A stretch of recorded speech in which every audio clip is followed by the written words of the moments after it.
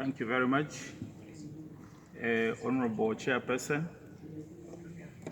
Firstly, a big thank you for according me a chance to add a word on the subject currently under discussion. My name is Mushanga Sydney, a Member of Parliament in the National Assembly of Zambia. I'm here as a member of the Global Interparliamentary Network in support of the binding treaty.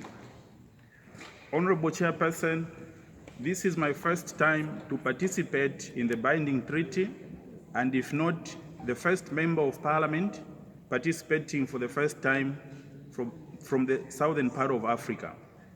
Mr. Chairman, I've been around from the start of the 80th session, from Monday. As I watch the deliberations, Honorable Chairperson, I must state that I've learned a lot from you. I recognize and appreciate the incredible work you have been doing in the past 8 years.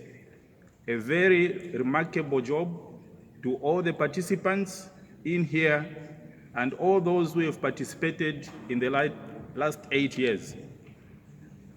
Honorable Chairperson, for Zambia, a strong and effective binding treaty is fundamental in upholding our human rights and respect for the environment.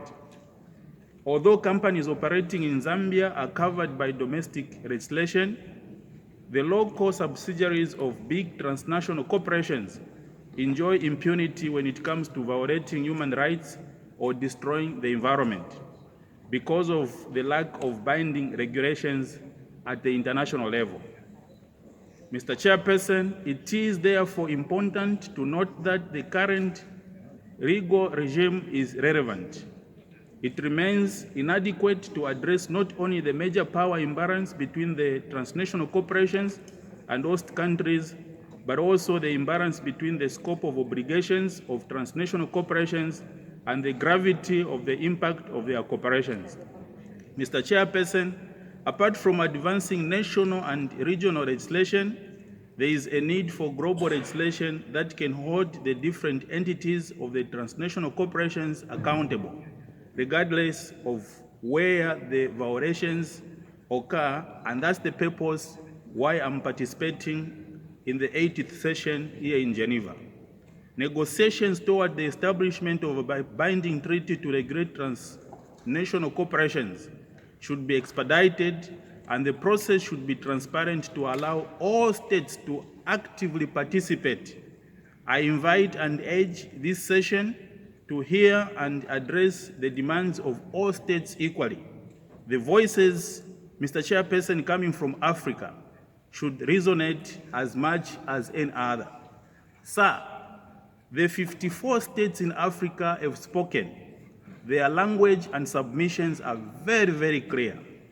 It is in this front that I invite my fellow members of Parliament and leaders through their parliamentary functions to take a leading role and participate in all the progressive legislations aimed at transforming our people's lives. I'm in full support of the stance and position taken by the African states at these UN negotiations. I commend the governments of the African continent for standing with the people through the construction of UN binding regulations to make transnational corporations accountable. Mr. Chairperson, as I conclude, allow me to wish everyone in this assembly, including yourself, to wish you well as you go back to your various countries, and I thank you, all of you, for the contributions made during this process. God bless us all. Thank you.